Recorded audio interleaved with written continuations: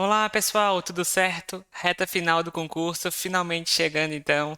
Faltam apenas uma semana de foco para você aí ver os últimos tópicos, fazer revisões e estudar aquilo que você ainda não viu. Lembrando que teremos a revisão na sexta-feira antes do final de semana da prova. E vamos agora para o penúltimo vídeo, então, focado em conhecimentos gerais, atualidades 2023-2024. E nessa semana, na quarta-feira, teremos o último vídeo, então, finalizando vários tópicos essenciais aqui dessa banca, né? Hoje eu vou focar bastante na parte de história e também alguns aspectos do estado de Santa Catarina e do município, né? No último vídeo, terá muitos aspectos sobre o município e também na questão de atualidades, beleza? Então vamos que vamos, reta final, deixe seu like, se inscreva no canal, comente como você está, tá confiante. A gente sabe que não é fácil, mas vai dar tudo certo, né, pessoal? Permaneçam estudando, que a aprovação pode vir e vai vir, né? Então vamos que vamos. Um ponto importante é que o edital diz, né, História do Brasil a partir da Primeira República. E olhando as provas anteriores, é realmente isso que eles cobram bastante, né? Eles gostam muito desse tema. E aí eu vou trazer alguns tópicos aqui, né, que eu acho interessante e é importante para vocês relembrarem, né, também. Só para lembrar, né, o passado, só para vocês lembrarem. Então nós temos a questão do pré-descobrimento até 1500. Depois nós temos o Brasil Colônia, né, de 1500 a 1822. Depois nós temos o Brasil Império, de 1822 a 1889. E aí nós temos a Proclamação da República em 15 de novembro de 1889, né? Lembrem do feriado. Até os dias atuais. Vocês vão ver que eles cobram muito, muito, muito conteúdo, né? Para quem viu aí as provas anteriores sobre o da Bankpack, né? Quem está no grupo, quem teve acesso. Muito. Vamos ver algumas questões aqui que eu trouxe. É claro que eles não repetem assim todos os tópicos. Por exemplo, Getúlio Vargas já caiu mais 5 provas. Então sempre tem chance. Juscelino Kubitschek, tem temas que voltam, né? Mas é bom estudar muito bem a história do Brasil aí a partir da Primeira República. Eu vou trazer alguns pontos que eu já vi que não caíram ainda também nesse vídeo e no próximo que podem vir a cair, né? E alguns pontos é importante relembrar, né? Que eles cobram de forma mais geral. Bom, olha só essa questão. A política de revezamento do poder nacional executada na República Velha entre 1898 e 1930, por presidentes civis fortemente influenciada pelo setor agrário do estado de São Paulo, mais poderoso economicamente, e Minas Gerais, maior polo eleitoral da época, né? O nome dessa política, pessoal, é a política café com leite, né? É até um nome bem comum. São Paulo e Minas Gerais, lembrem, né? Café com leite, então, era o nome dado a esse período, né? Que só se elegiam, né? Tinham maior influência de presidente da área de São Paulo, né? Os candidatos de São Paulo e Minas Gerais, né? A política de café com leite. Caiu uma vez, né? Não sei se vai cair de novo, mas para vocês conhecerem, né? Para vocês conhecerem. Mas agora eu vou trazer também alguns pontos que não caíram, podem vir a cair, né? E é importante. Eu vi das provas da IPEC, tem umas 15, 18, umas 3 não caíram em História do Brasil, né? É claro, tá no edital, às vezes pode não ser cobrado. Mas tem muita chance de ser cobrado, né? Muita chance, analisando aí o percentual de provas que foi cobrado, né? A questão do assunto. A Primeira República, então, ela foi promulgada em 15 de novembro de 89. Lembra aí do feriadão. O outro ponto marcante é a questão do seu fim, né? Que foi com a posse do Getúlio Vargas, a era de Getúlio, os 15 anos ininterruptos de Getúlio. Dessa época nós tivemos a política do café com leite, né? Entre Minas Gerais e São Paulo. E a Primeira República ela é dividida basicamente em dois períodos, a República da Espada e a República Oligárquica. E vocês vão achar que tem a ver, tem relação com o nosso período também, mas não tem, né? Não era como antigamente. As características daquela época era o clientelismo, a troca de favores, e o coronelismo, né? O voto do cabresto. As pessoas aí obrigavam, né? Ó, tu vai votar nisso aqui. tu mora nessa fazenda, tu utiliza desses recursos, né? Então, o voto do cabresto e a troca de favores ali, que são chamados clientelismo e coronalismo, né? Não vi nenhuma prova, talvez possam cobrar, né? Essa característica aí nesse período, durante esse período aí de república. A gente sabe que hoje ainda tem um pouco, né, disso, mas está diminuindo muito, né? Já diminuiu muito, na minha visão, né? Essa questão aqui do voto de cabresto, o coronelismo, clientelismo também, né? Mas a gente, a gente ouve ainda falar sobre alguns resquícios, né, dessa, dessa característica negativa, né, inicial da República. Outro ponto que eu vi cobrar pouco, mas pode ser cobrado, né? Na realidade já caiu uma questão sobre a Guerra do Contestado, né? Mas as bancas daqui de Santa Catarina costumam cobrar bastante também a questão do contestado. Pode vir a cair, né? Mas não só isso, vamos ver as quatro principais revoltas da Primeira República. Esse assunto não caiu ainda e eu acho que pode cair com maior frequência nessa próxima prova, não tem chance.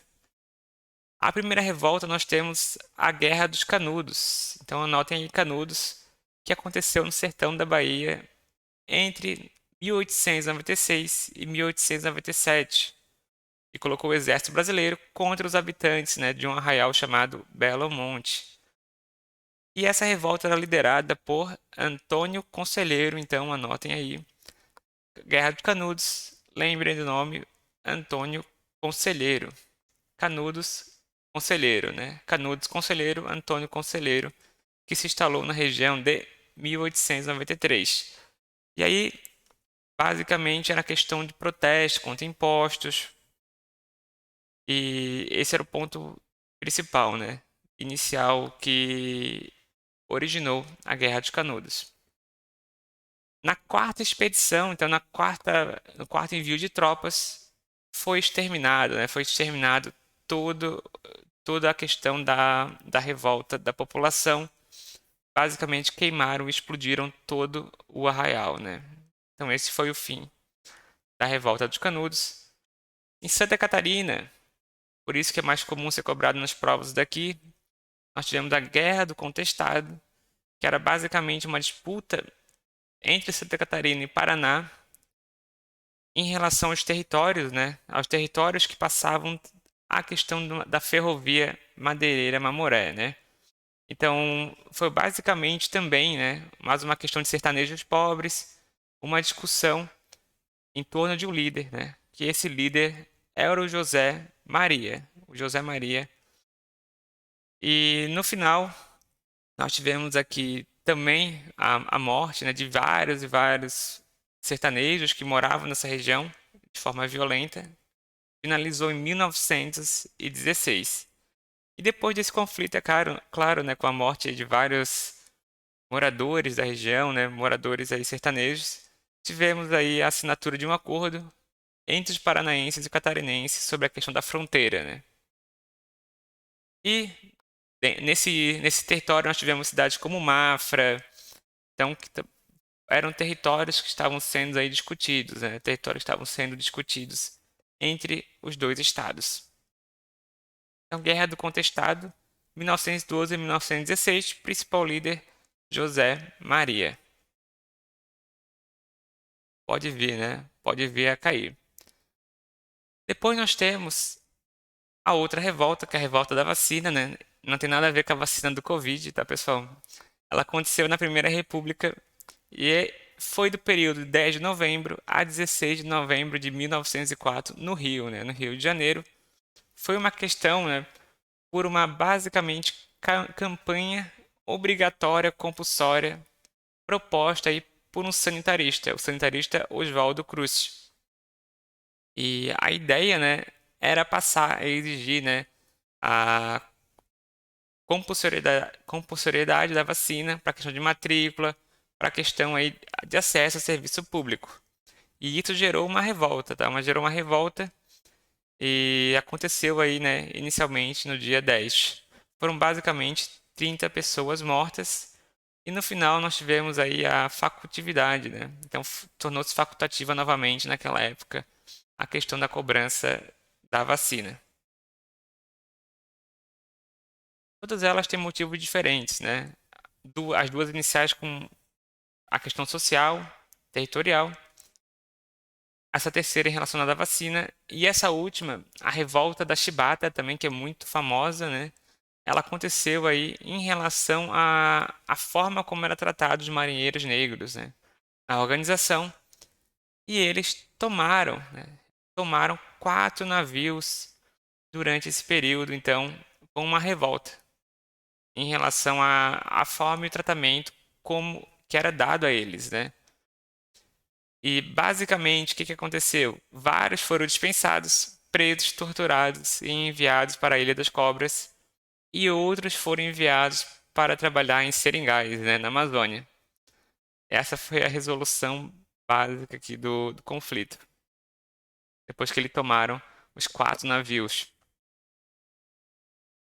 Essas revoltas, elas não foram cobradas ainda, né, com ênfase. Eu digo isso porque muito conteúdo já foi cobrado pela banca.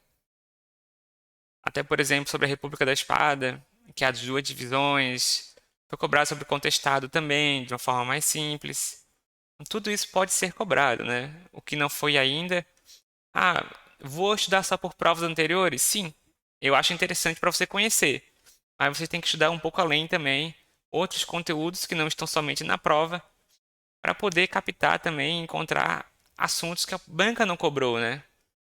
Tem bancas que cobram sempre a mesma coisa, mas elas também buscam outros temas dentro da mesma área, né? Do que elas gostam e mais cobram os assuntos do edital. Por isso, né, a gente tem que ver também esses novos tópicos que podem ser cobrados aí na prova. A Primeira República, como eu comentei, ela é dividida basicamente então na República da Espada e na República Velha. Então, essa República da Espada é basicamente, né, relacionada ao período que tinha relação ainda com Dom Pedro II, né? Então, ele foi o período que nós fomos governados por Teodoro da Fonseca e o Floriano Peixoto, entre 89 e 94. Trata-se basicamente de uma época até caracterizada como uma relação militar, né? Com repressão a foco de resistências. Por exemplo, né, nós temos aí Florianópolis, né? Que foi alterado o nome de desterro para Florianópolis, né? Cidade de Floriano, Florianópolis, então, né? Essa é uma das origens, né? Abordada pelo nome e foi por um caráter, querem fazer uma repressão, possível repressão contra a mudança para a República, o nome de você vai ser alterado, então, para Florianópolis, né? Essa é uma das origens aí do nome Florianópolis.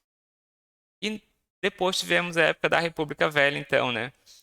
Que encerrou com um período aí republicano no Brasil, da Primeira República, e era basicamente a questão da oligarquia, né? A oligarquia agrária, os grandes fazendeiros, a elite da época. Também faz parte a questão da política do café com leite, então os grandes proprietários de terra que dominavam, né? Dominavam o Brasil. E aí nós tivemos aquelas revoltas, como as revoltas aí do Canudo, né? Só para destacar as 4 revoltas que tivemos durante todo esse período. Depois, então, da Primeira República, nós temos aí, né? Quem não conhece, já não estudou história, a Era Vargas, né? Então, com a questão da quebra, lembra? O Big Crash lá de Nova York, a grande crise que aconteceu na Bolsa de Valores, nós tivemos impacto na nossa economia, na economia brasileira, e afetou o café. Com isso, nós tivemos, né, a questão do Getúlio Vargas assumir o poder. Nesse período, então, ele fez vários pontos nacionalistas, né? Ele era muito nacionalista, ele suspendeu o pagamento da dívida externa, ele focou na indústria de base.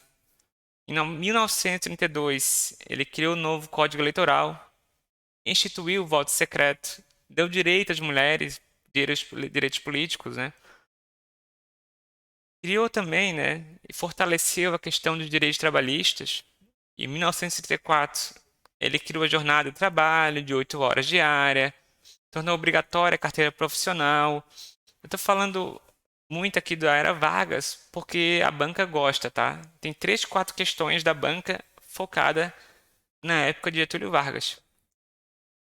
Tivemos também, ó, no mesmo ano, 1934, ele se elegeu por voto indireto na Assembleia Nacional Constituinte, com mandato até 1938, promulgou a terceira Constituição Brasileira, aí ele deu mais poder ainda ao governo federal, criou a Justiça Eleitoral, criou a Justiça do Trabalho. Por isso que dizem, né, que na época do Getúlio, que ele fortaleceu, né, realmente intensificou os direitos trabalhistas no Brasil, né, com a CLT, com, com a Justiça do Trabalho. E depois ele deu um golpe e implantou a ditadura do Estado Novo, né? E depois aí ainda ele implantou a ditadura do Estado Novo em 1937, tá? E aí nós tivemos a quarta Constituição, né? E, dizem, né, historicamente, que tem uma inspiração fascista, então nós estávamos naquela época no pré-período aí, né, Segunda Guerra Mundial, né? Segunda Guerra Mundial. Em 1942, o governo brasileiro entrou na Segunda Guerra, aí do lado dos Estados Unidos, né? Isso aí todo mundo sabe. Foi mandado também uma força brasileira, né? Em solo italiano, então, né? Lutar contra Mussolini entre 1944 e 1945. Fazer parte aí, né? Da comitiva. Fazer parte aí da Segunda. Então Getúlio Vargas ficou até 1945. Depois ele voltou ainda, tá? Ele teve um segundo momento em que ele foi eleito daí. Ele foi eleito por voto direto. Então ele foi também, governou o Brasil como presidente por 3 anos e meio.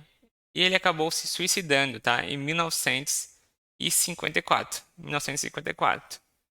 E para destacar o Getúlio, ele era conhecido aí como pai dos pobres, então, pela questão das leis trabalhistas e políticas sociais adotadas, tá? Políticas sociais adotadas. Eu até trouxe, ó, essa outra questão traga pela banca. A banca já cobrou 4 questões de Getúlio Vargas nas provas que eu já vi, né, que eu tive acesso.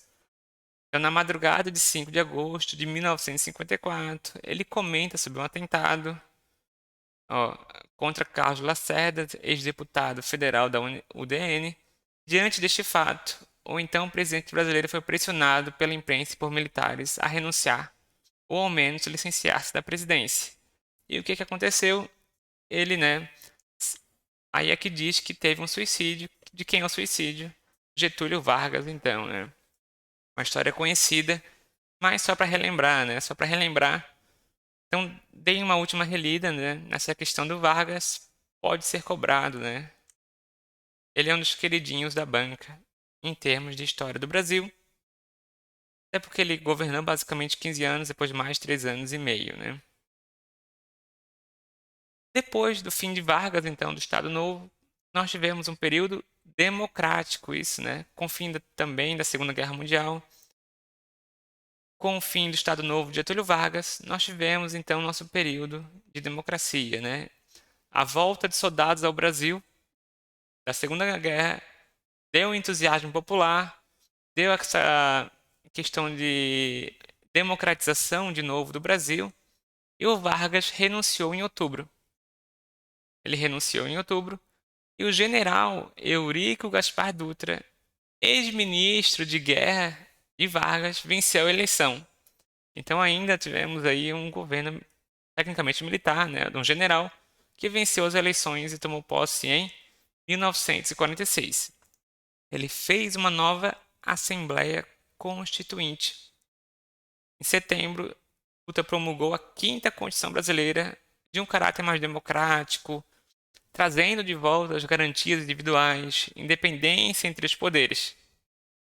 Depois dele, nós tivemos o que novamente? Tivemos o Vargas ganhando a eleição, né? Vocês já viram, né? Ficou 3 anos e meio no poder, até o seu suicídio, em 1954. E no ano seguinte, nós tivemos também a eleição do presidente, muito característico do Brasil e também cobrado pela banca, em 2, 3 questões, Juscelino Kubitschek, né? Foi basicamente um momento aí de ascensão do Brasil, de crescimento da dívida também, né? mas ele tem uma marca, né? Tivemos a construção aí de Brasília, né? Tivemos a construção aí de Brasília durante o seu período, né? Durante o seu período que tornou a nova capital do país. Então esse é um ponto importante, né? Kubitschek, lembrem do Brasília em 5 anos. Do Brasília, a nova capital, e do lema dele, né? 50 anos em 5. Então ele queria que o Brasil crescesse, né? 50 anos no período de 5. Depois de Kubitschek, nós tivemos aí então o ex-governador paulista Jânio Quadros assumindo a presidência. Porém, depois ele renunciou, tá? Ele renunciou e entrou o João Goulart, então, né? E naquela época nós tínhamos uma forte crise, né? Até pela questão do comunismo, né? Das ideias comunistas rodeando pelo Brasil, pelo mundo de uma forma geral, pela herança de ditaduras também no Brasil, na América Latina. Novamente aí nós tivemos em 1964 o golpe militar, né? De novo. Antes disso, para destacar, nós temos na República, lembrem, né? Na República, um dos pontos mais destaque desse período é o JK. Então ele tem essa questão nacionalista, tem a questão de crescimento, construção de Brasília. E olha só a questão: o governo de certo político é lembrado como de grande desenvolvimento, incentivando o progresso econômico do país por meio da industrialização.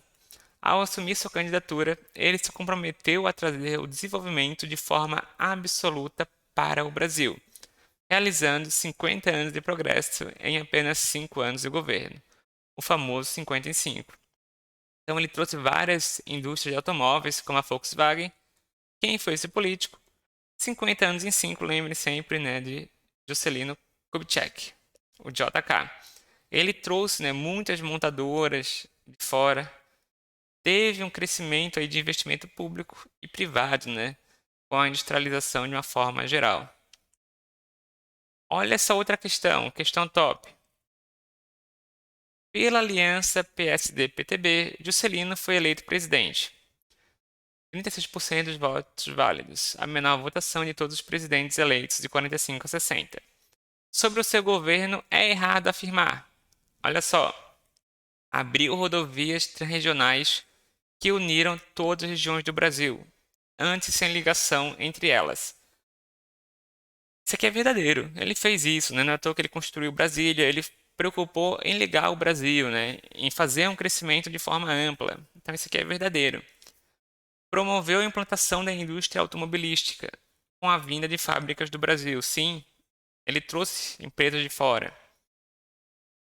Criou a SUDENE, né? A Superintendência de Desenvolvimento do Nordeste, visando integrar a região ao mercado nacional. Isso aqui é verdadeiro, né? Então, pessoal, ele focou na construção de Brasília, fez sua inauguração, ele ligou o Brasil, ó, também criou a Sudene. Essa aqui era fácil, hein? Até devia ter comentado lá no Getúlio Vargas. E esse é o lema do Getúlio Vargas, né? Sob o slogan "O petróleo é nosso", fundou a Petrobras. Quem fundou a Petrobras? Getúlio Vargas, né? Getúlio Vargas teve muito da questão da criação de empresas públicas, de nacionalismo, né? Essa aqui é uma frase clássica dele: o petróleo é nosso, né? O petróleo é nosso. Se eu não me engano, quem falou essa frase também foi o Bolsonaro em 2021, né? Vai que caia também, quando ele trocou a direção da presidência da Petrobras, né? Mas normalmente eles cobram mais o passado, né? O passado. Lançou o Plano Nacional de Desenvolvimento, também chamado de Plano de Metas, que tinha o celery lema 50 anos em 5, isso aqui é verdade. Então a D, tá, pessoal, era a alternativa errada, né? É aquilo que o Juscelino não fez, né? Esse não é o slogan dele, esse é um dos slogans de Getúlio Vargas. Petróleo é nosso, Getúlio Vargas, então, né? Ele é muito cobrado. Tem uma última relembrada, né, antes da prova sobre Getúlio Vargas e Juscelino Kubitschek também, né? São os dois principais. Depois de 64, então nós tivemos, né, depois de João Goulart, tivemos as Forças Armadas novamente aí derrubando o presidente. Quem assumiu foi o general Humberto de Alencar Castelo Branco. Então ele assumiu a presidência. Foi um momento aí de supressão dos direitos que estavam na Constituição Federal, perseguição policial, censura. Em 65 foram abolidos todos os partidos e foram criados dois, o Arena e o MDB. Então lembrem, né? Foi criado o Arena e o MDB. Em 74, o Geisel, tomou posse. E aí nós tivemos uma série de problemas, dificuldades econômicas, dívida externa, inflação, crise internacional do petróleo. E Geisel, ele basicamente alterou todas as regras eleitorais. Tivemos uma série de protestos, tá? Uma série de protestos durante esse período contra o regime aí, né, da ditadura militar. E nesse momento nós tivemos, né, 79, 79, o AI-5, então, né, que foi basicamente o ato que foi o mais repressor da época da ditadura. Depois, né, do AI-5, nós tivemos aí que o João Batista Figueiredo sancionou a anistia, libertou alguns presos políticos, propiciou a volta dos exilados e estabeleceu o pluripartidarismo, né? Em 78 tivemos o AI-5 e na sequência, depois, né, o João Figueiredo, nós tivemos aí a anistia e a volta, né? A libertação dos presos políticos, a volta dos exilados, o pluripartidarismo, né? Foi basicamente, né, marcando o fim aí do período da ditadura, né? Durou basicamente até 84. Então foi um período, né, pessoal, conturbado.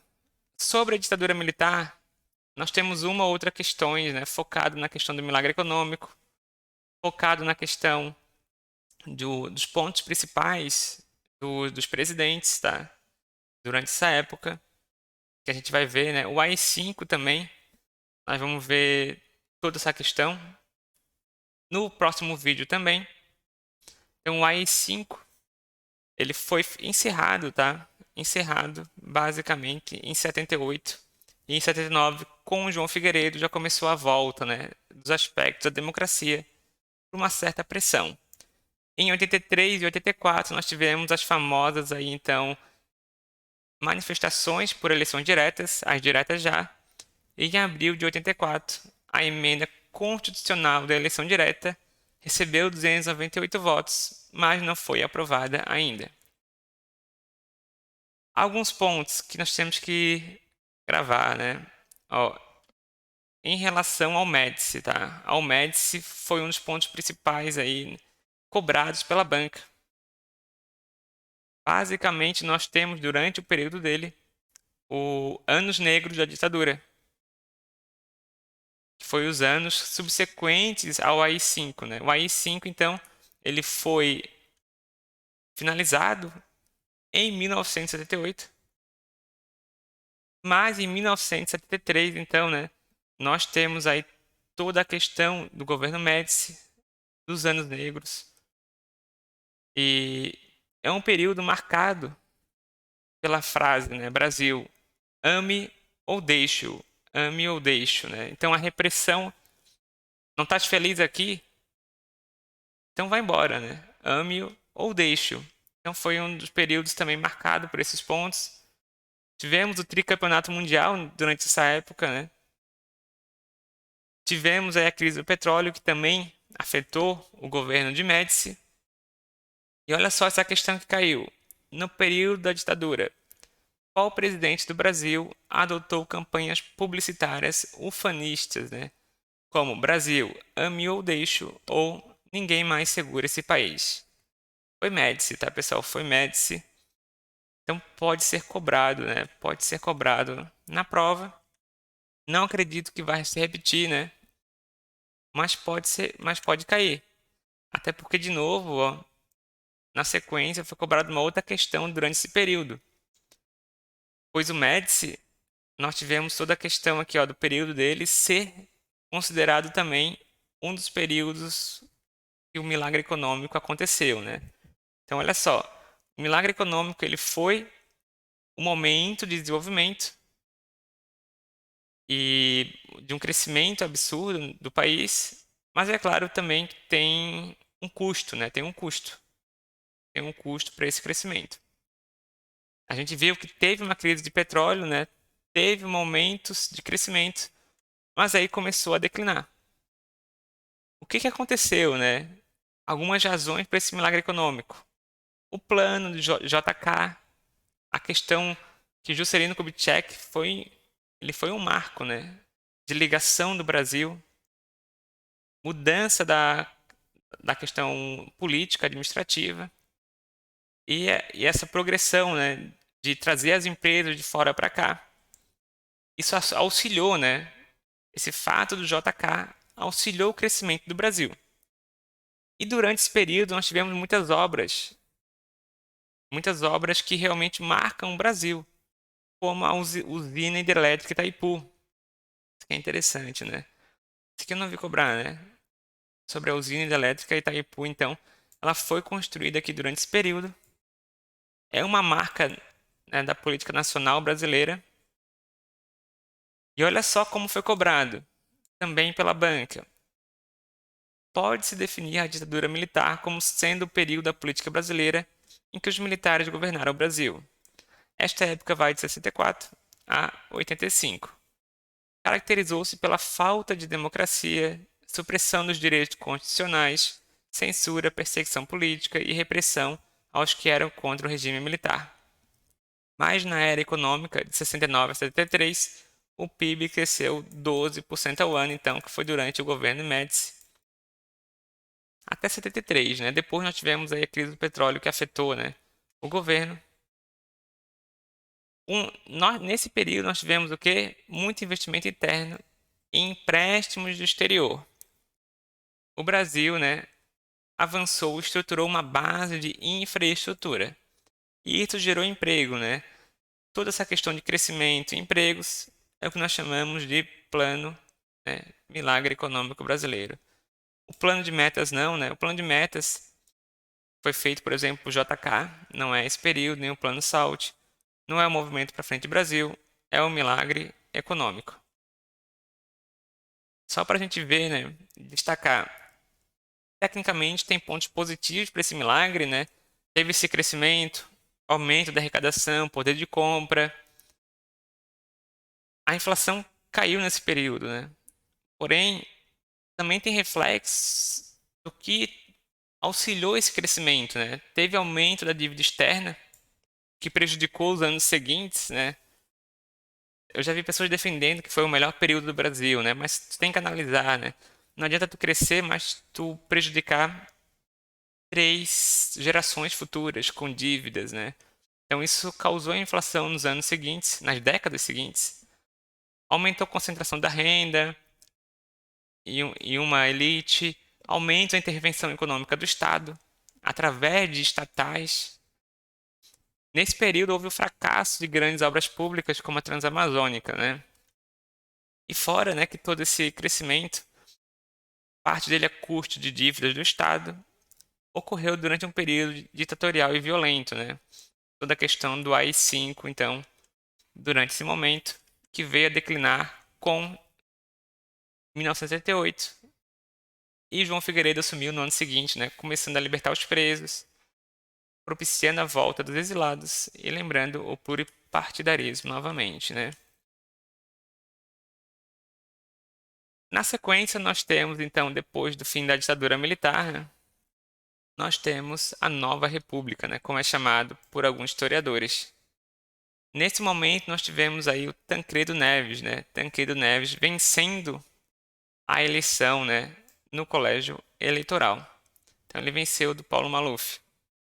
Porém, né, todos conhecem a história de Tancredo Neves. Ele morreu, né? Ele adoeceu antes da posse e morreu em abril.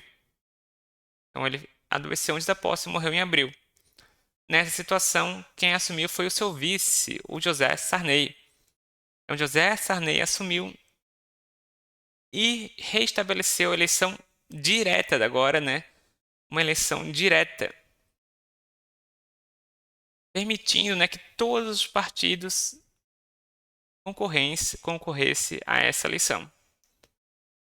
E uma outra característica importante, chegando já no período, nós tivemos que os deputados se uniram e fizeram uma Assembleia Constituinte.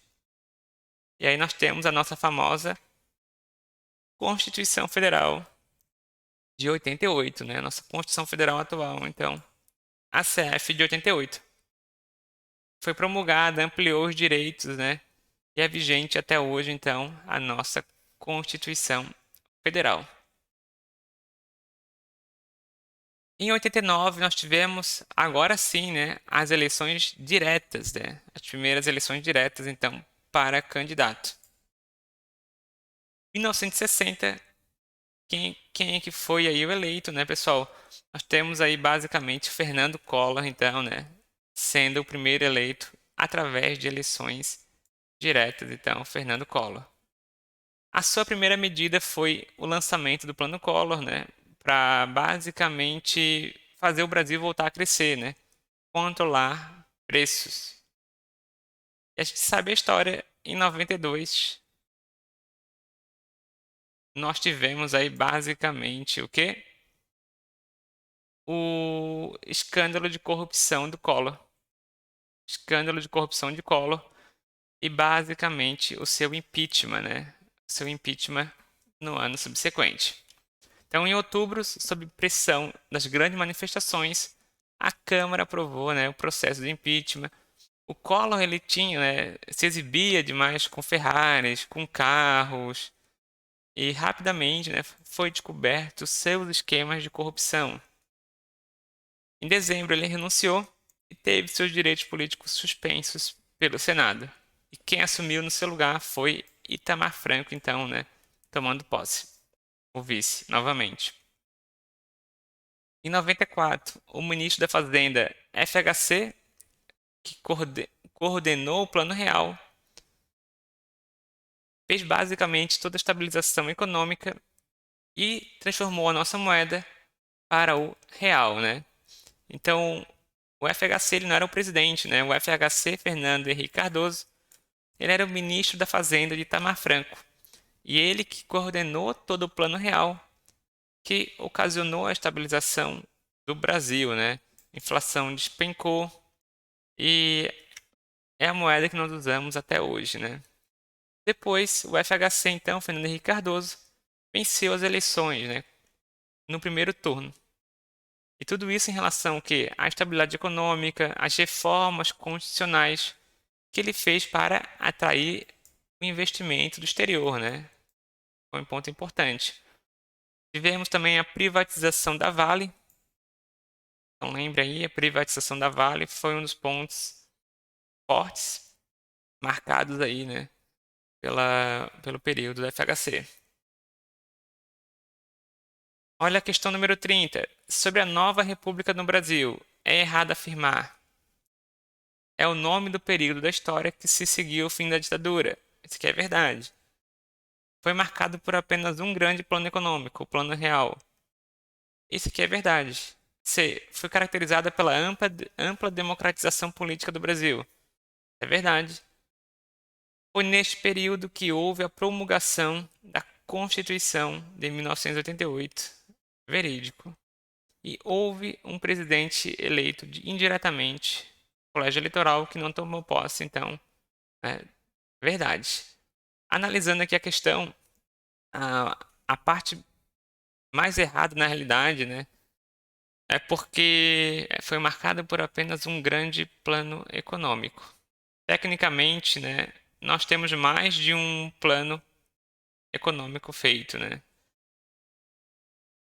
Basicamente, vamos ver aqui. Verdade, verdade, verdade, verdade.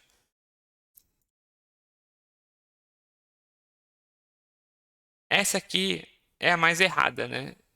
Por causa do apenas.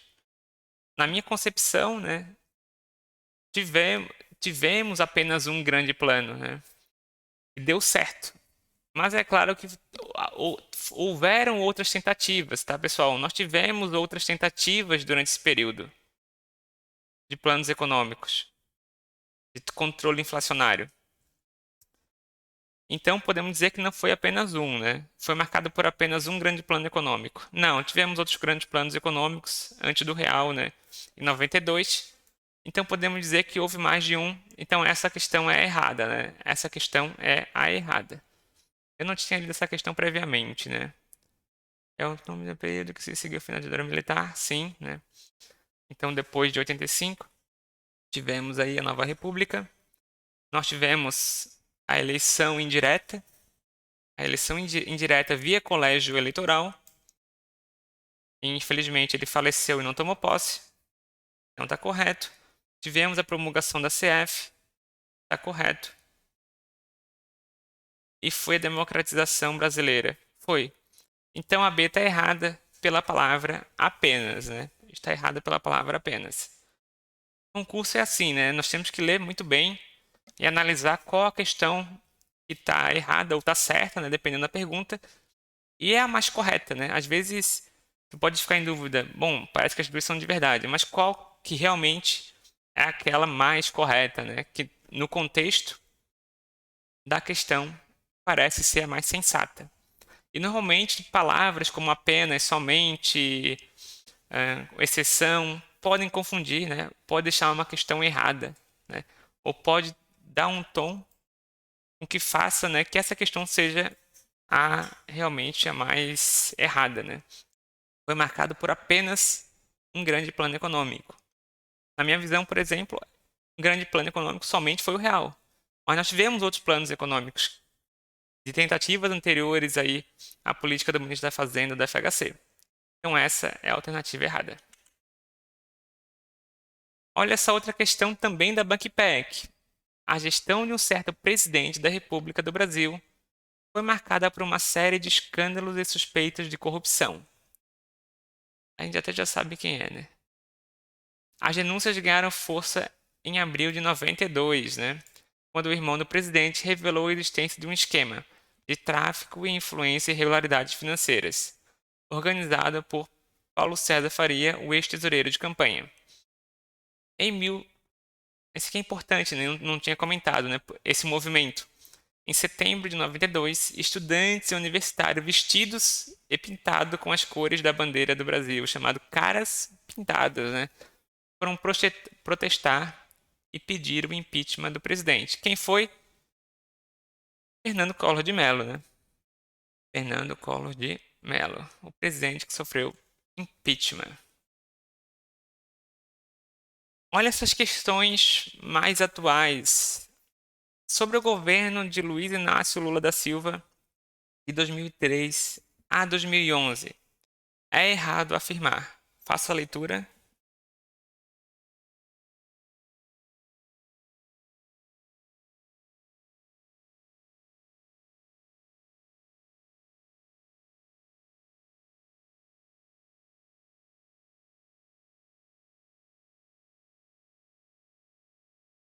A inflação manteve-se controlada.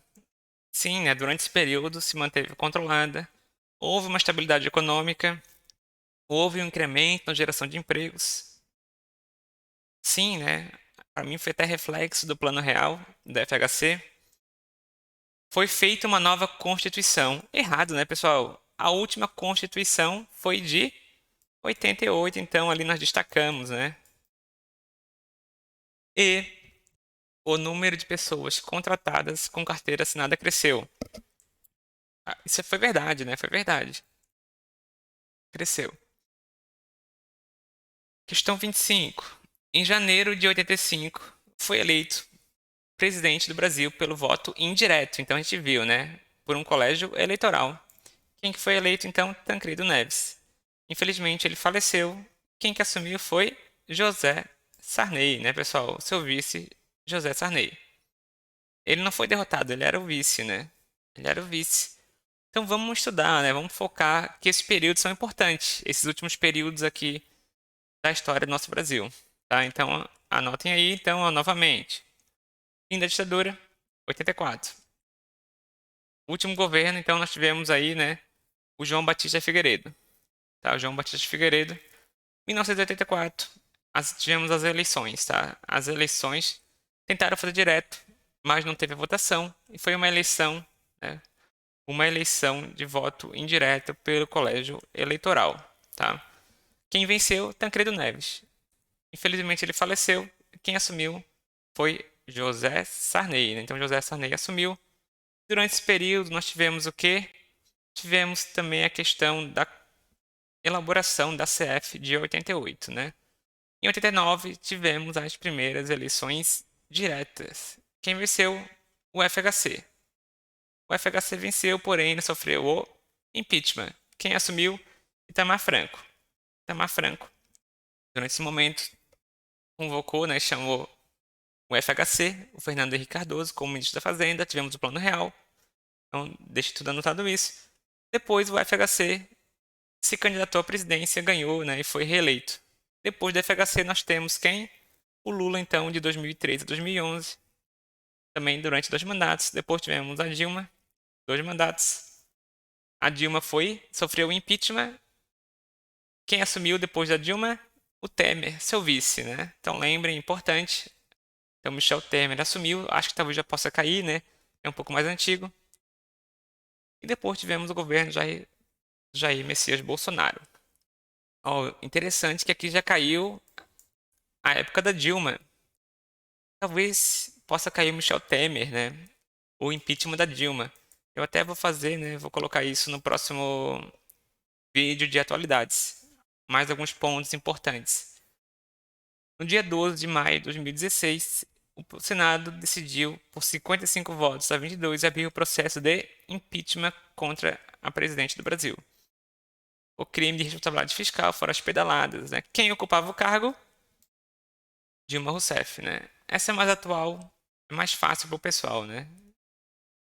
Então a Dilma que foi aí, né, impeachmentada em 2016. Outros pontos. Também trouxe aqui algumas atualidades, tá, pessoal? Algumas atualidades sobre questão política, também sobre a questão aqui do estado de Santa Catarina. Questões baseadas aí em prova de concurso e, claro, algumas da banca IPEC. Então, da banca IPEC. Olha só isso aqui. Caiu uma questão sobre Senado em uma das provas. O Senado Federal é o representante dos estados no Congresso Nacional do Brasil. Foi criado junto com a Constituição Imperial Brasileira de 1824, nos primeiros anos do Império do Brasil, sendo esta outorgada. Atualmente, o Senado possui 81 senadores eleitos para mandato de quantos anos? Quantos anos é um mandato de senador? 8, tá, pessoal? Lembrem isso que é 8, é diferente, né?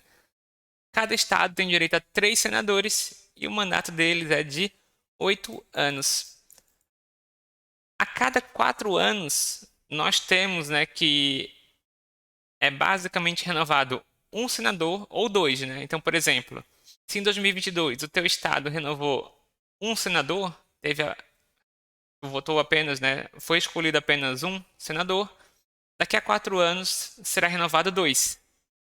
Então nunca vai ficar, por exemplo, uma eleição sem vaga de senador. Porque poderia acontecer o seguinte: os 3 senadores são escolhidos em 2022. Só daqui a 8 anos trocaria os 3.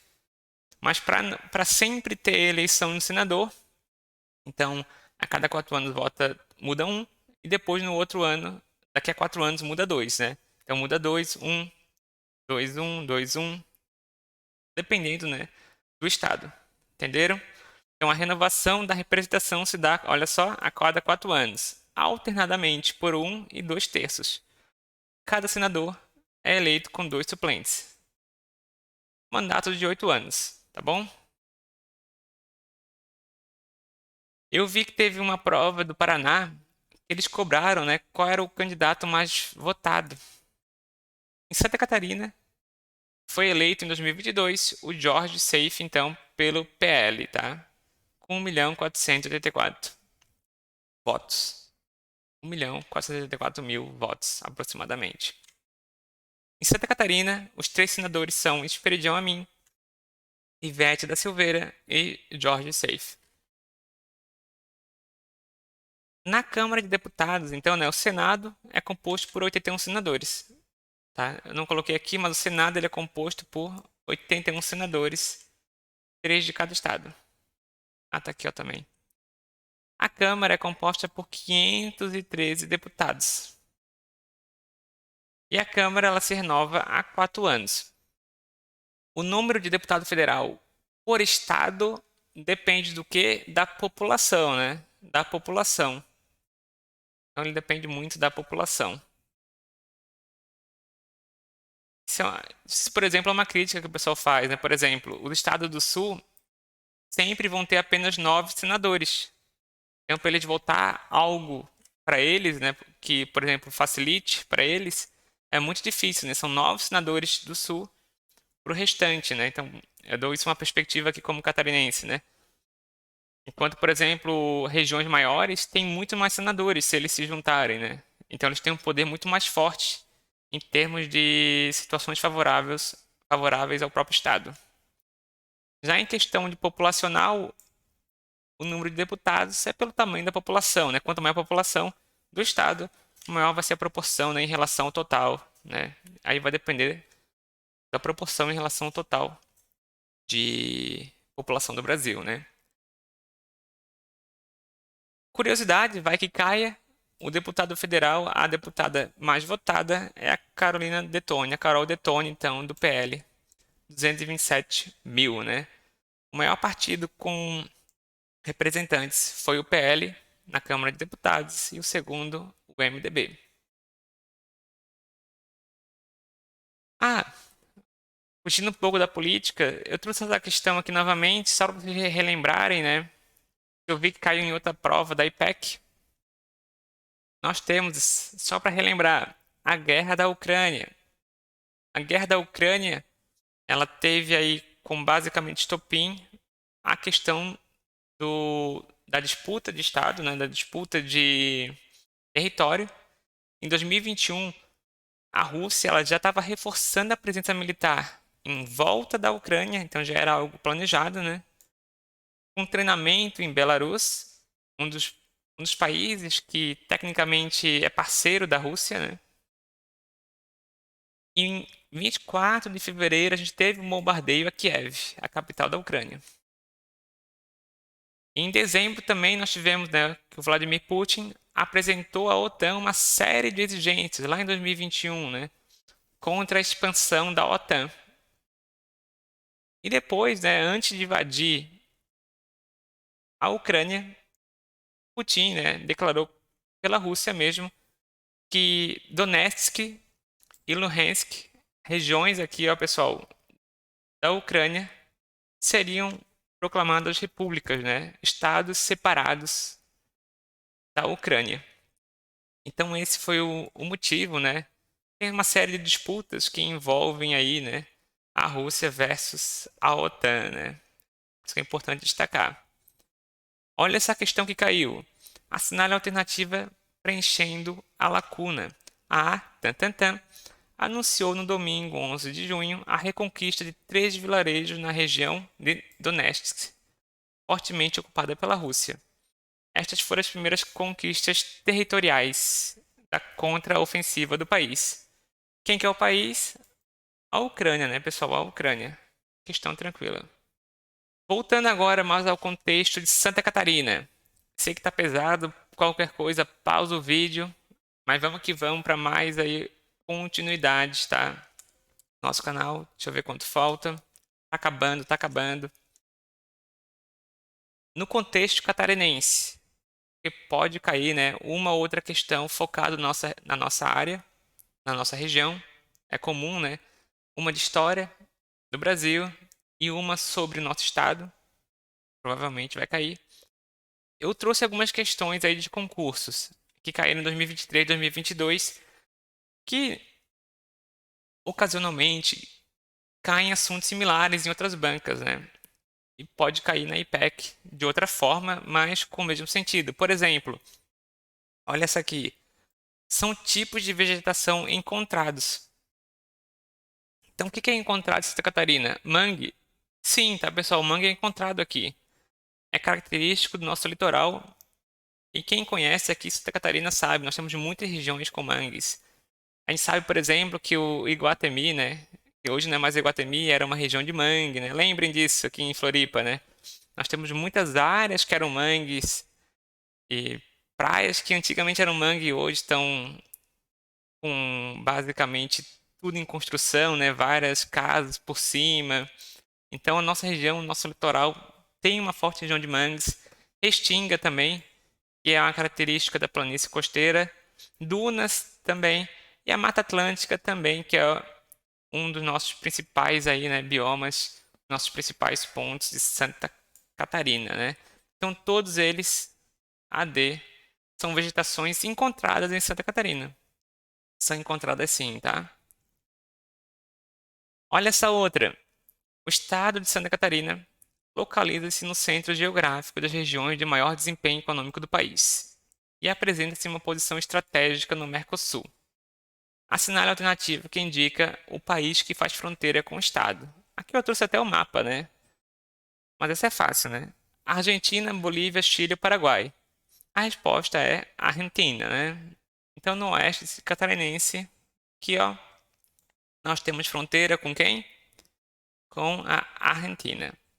E quem quer, né, ir na fronteira com o Paraguai, tem que ir lá em Foz do Iguaçu, né? Que tem o marco das três fronteiras, que é a Argentina, Paraguai e o Paraná, né? Mas Santa Catarina, a nossa fronteira é somente com a Argentina. O Uruguai fica aqui nessa parte de baixo. Em qual região de Santa Catarina é mais comum a ocorrência de neve? Essa é tranquilo. No litoral, não, né? Apesar que já nevou aqui no Cambirela, na Palhoça. Mas o mais comum é no Planalto, né? Regiões aí mais elevadas, né? O Planalto Serrano. E aí nós temos no Planalto Serrano o quê? Cidades como Urupema, São Joaquim, Bom Jardim da Serra, Água Doce e Urubici, né? Que estão entre as cidades mais frias do Brasil, né? As regiões mais frias. Isso aqui eu trouxe, né? Porque esse conteúdo entra no aspecto histórico em Santa Catarina. Eu já vi uma questão da Monkeypack. Tecnicamente, não é após a Primeira República, né? A Revolução Farroupilha é antes. E ela acontece durante o período do Império. E qual que era o objetivo da Revolução Farroupilha? Ela aconteceu em Santa Catarina. E qual era o objetivo em Santa Catarina? Estabelecer Santa Catarina como uma colônia espanhola? Nada a ver, né? Transformar Santa Catarina em uma república independente? Sim, esse era o objetivo, né? Unir Santa Catarina ao Uruguai? Não. Manter o domínio português sobre a região? Também não. Isso aqui está no site do estado, né, de Santa Catarina. Em 1839, aconteceu a Revolução Farroupilha, que tinha como principal objetivo transformar SC Santa Catarina em uma república separada do restante do país. Os farrapos tomaram a cidade de Laguna, né, nomeando-a Juliana de Laguna, onde foi instalado o governo da República Farroupilha, né? Então gravem aí, né? Laguna virou Juliana de Laguna, onde era o governo da República Farroupilha, né? Então ela foi tomada a cidade. Para vocês terem uma noção, a Revolução Farroupilha, ela começou, né, lá no Rio Grande do Sul, na província, e ela aconteceu do período de 35 a 45, então foram 10 anos aí no período do Império. Eu estou comentando porque ela faz parte muito da história de Santa Catarina, né? Assim como, por exemplo, a Guerra do Contestado.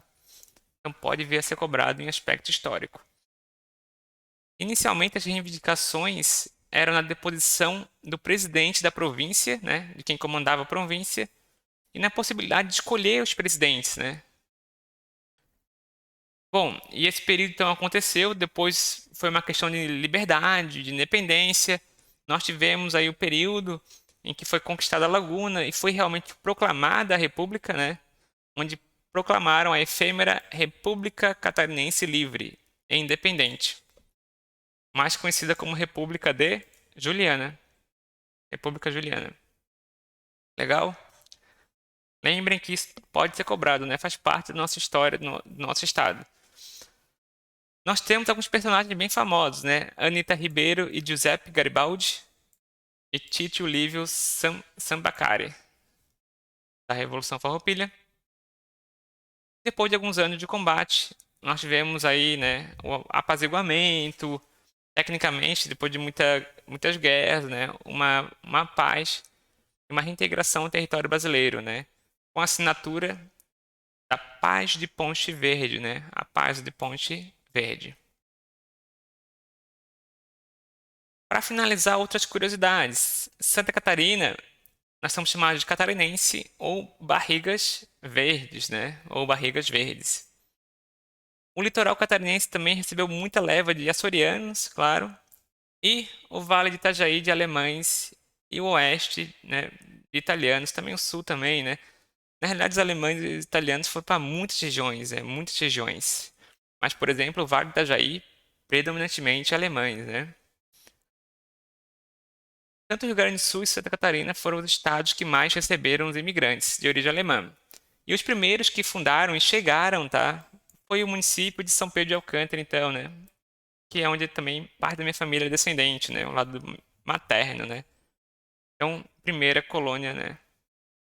Primeira cidade derivada aí na colônia alemã, São Pedro de Alcântara, né? Que é logo após aqui São José, né? Perto de Florianópolis. Lembra que eu já fiz em um dos vídeos, comentei sobre o quê? Sobre a questão da violência nas escolas. E olha essa questão que caiu na UNOESC. Olhem isso aí. Santa Catarina tem sido marcada por atentados violentos nos últimos anos.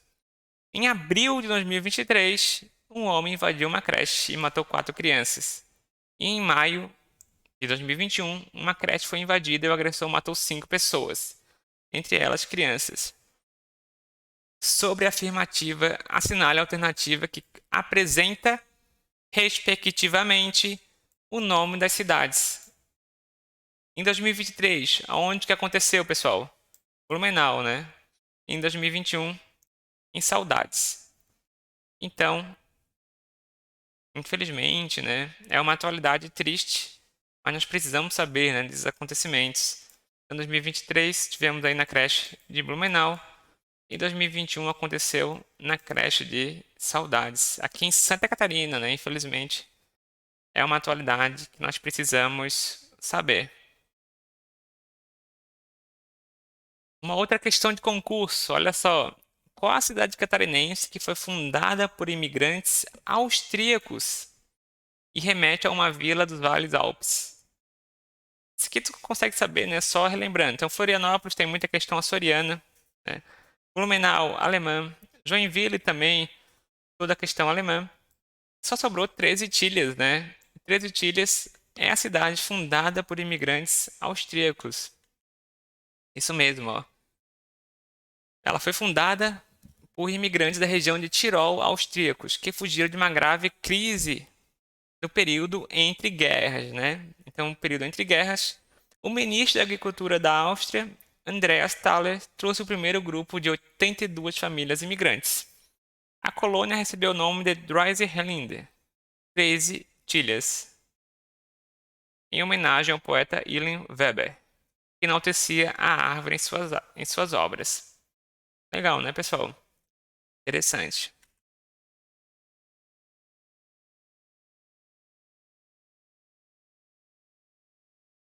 Outra questão, também não sei, eu não lembro se é da FEPES ou da UniOesc, né, para vocês já irem conhecendo essas questões relacionadas a Santa Catarina.